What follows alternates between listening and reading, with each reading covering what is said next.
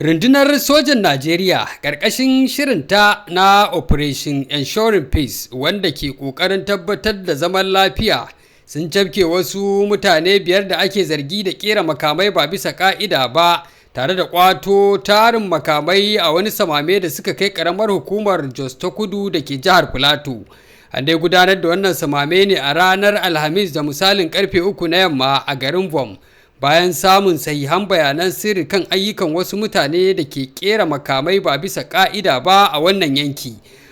an kama waɗanda ake zargin ne yayin da suke tsaka da aikin kera makaman, inda aka kama mutane 5 daga cikinsu kuma aka kwato bindigogi kirar AK-47 guda 9 da suka kera, sai kuma gangar jikin bindigogin AK-47 ɗin guda 7 da kuma ƙwansan harsashi guda 4 da sauran kayan sarrafa ƙarfe. Yanzu haka dai ana ci gaba da tsare waɗannan mutane da ake zargi tare da kayayyakin da aka kwato domin zurfafa bincike domin gano sauran mutanen da ke da hannu a cikin wannan lamari, domin da nufin daƙile yawaitar makamai ba bisa ƙa'ida ba tare da ƙarfafa zaman lafiya da tsaro a yankin arewa ta tsakiya.